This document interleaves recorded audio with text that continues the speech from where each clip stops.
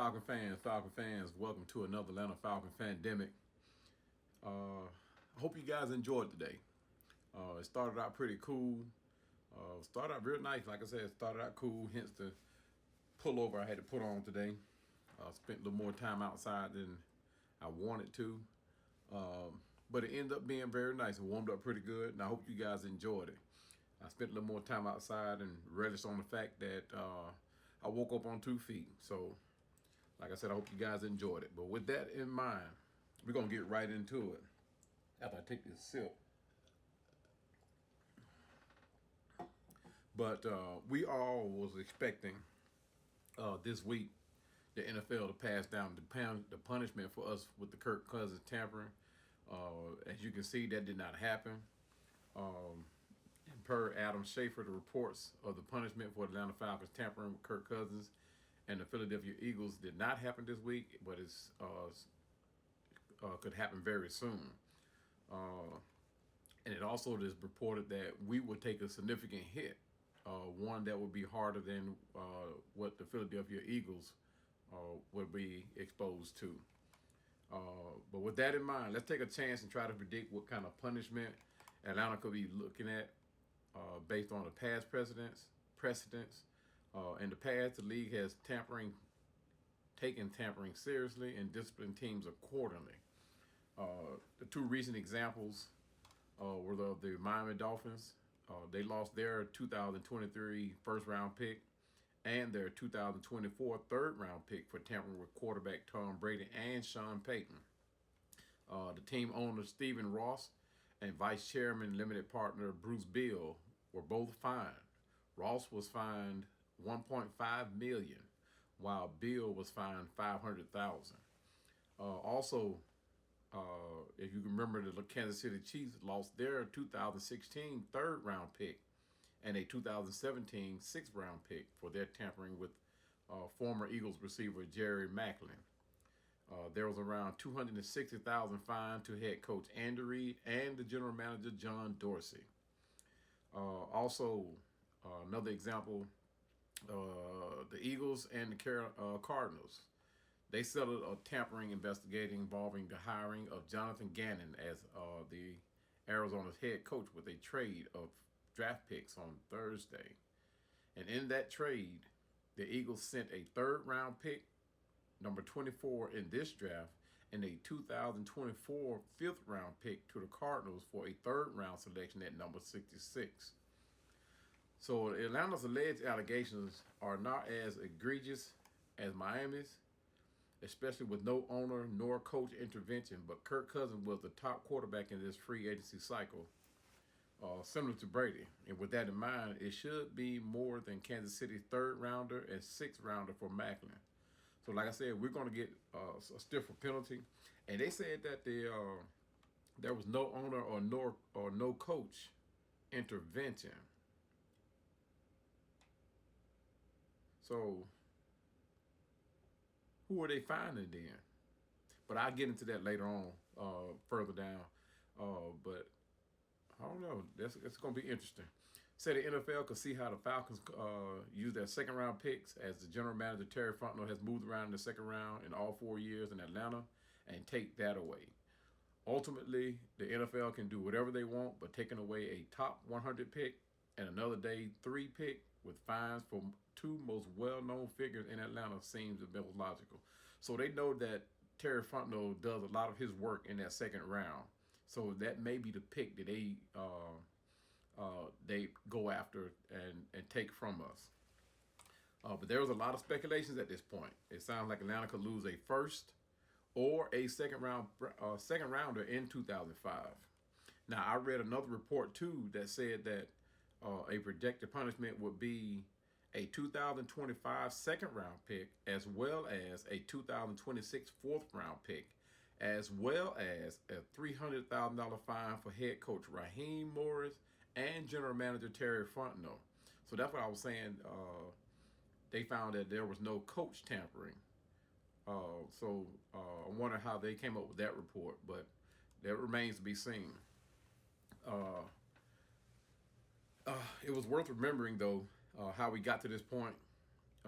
Kirk Cousins, during his press conference, let it slip out of his mouth that he and he had contact with an Atlanta's trainer, which is a big no-no. So, and also it came out later that Kyle Pitts and Kirk Cousins had been having conversation. Whether it was about football or anything else, that remains to be seen. It could be speculated that they were talking about football, and Kyle Pitts was trying to persuade Kirk Cousins to come to Atlanta. However, either way it go, Kyle Pitts may also receive a fine in that same instance. I do believe that Arthur Blank will probably pay everybody's fine. I'm looking for it. In my opinion, I think Terry Fontenot will probably get a $500,000 fine. Coach Raheem may get a $300,000 fine. Kyle Pitts may get like a $2,500 fine, and we may lose a draft pick or two. I think they're going to try to make an example of us. We landed the top free agency at the most important position. We also stole him from a team that actually wanted Kirk Cousins back. So the Vikings could have a very input on this and force the NFL to even imply a bigger penalty. Not bigger than none of the examples that I gave, but they don't want to slap Atlanta on the hand, so to speak. So we won't be getting away with nothing. So all in all, this could, it could get ugly for us. Expect to see fines, a loss of a draft pick, or both. I won't be shocked if they actually went on as far as to even grab a first round pick. They may just be that dirty. So we can hold our breath for a couple more days, because there's no time limit on when the NFL has to imply or force this punishment. They got all the way up until I think it's 2 weeks before the draft that they can do it. So it may not even come till next season. Either way, the penalties or the punishment that we're going to face is not going to affect the season.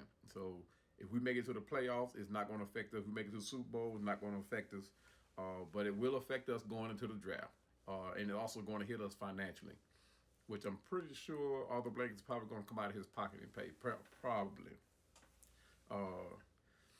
Let's see. However, one positive thing came out of this that I noticed. And I just covered that. One, it will be the punishment would not be implied this season. And two, the draft for this season is behind us, so there will be no swapping of picks. Meaning, for instance, if this had taken place before the draft, Minnesota would have gotten our number 8 pick, and we would have taken Minnesota's pick, which means we probably wouldn't have gotten Michael Penix. I'm pretty sure we wouldn't have gotten Michael Penix, because Michael Penix would have ended up with the Raiders. So you see, this could have went all bad for us, but the way we drafted and the way we signed potential UDFAs and the free agent signings, we are fully prepared to take on this punishment. So if we get picks taken away out of next year's draft, hopefully it won't hurt us as bad. We won't feel that pinch. You know what I mean? So if all of our guys that we decide to keep for this 53-man roster, if everybody comes in and perform, and we get to the playoffs, we get to the national championship, the NFC championship, the pick is not going to hurt us. So, and I think we just signed another cornerback. So Terry Fontenot is still cooking.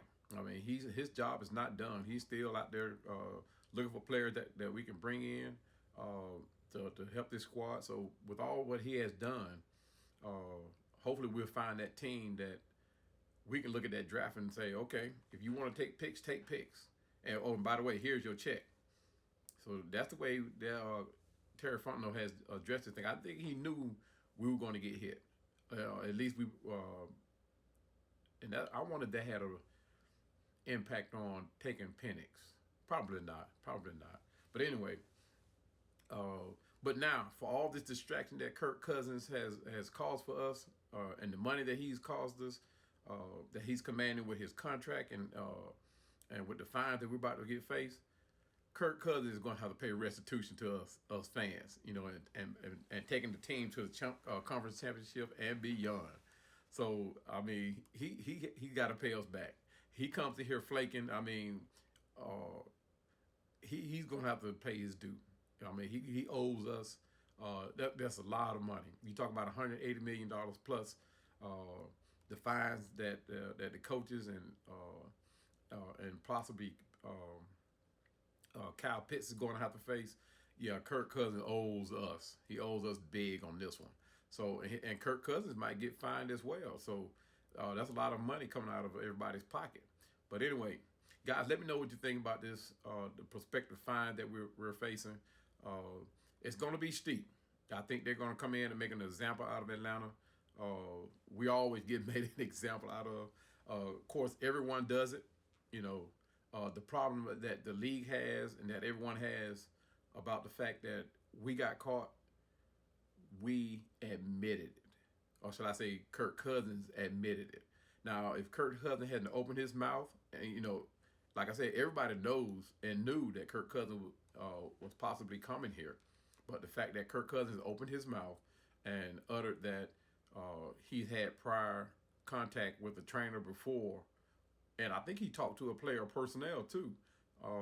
But the fact that he had prior contact before the window opened, the negotiation window was open, that was the problem. It wasn't a problem that it happened. It was a problem that he admitted it. He opened his mouth and he let it out. So, guys, let me know what you think about the prospective punishment that we could face. Let me know if it's too steep for you. Not that we can do anything about it, but is it too steep? Is it going to be too harsh? Which one do you think we're going to get hit with? I think I gave two scenarios.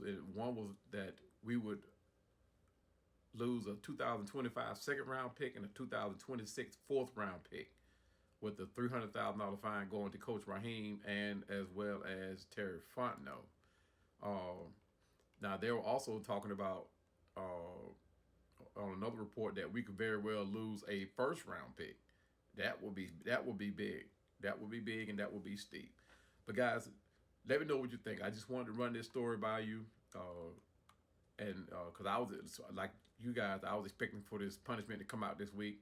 And I didn't know that we had until 2 weeks before the draft of next year for the NFL to even impose this punishment. So, like I said, let me know what you guys think. And once again, I thank you for liking and subscribing. If you haven't already subscribed, go to Atlanta Falcons Fandemic.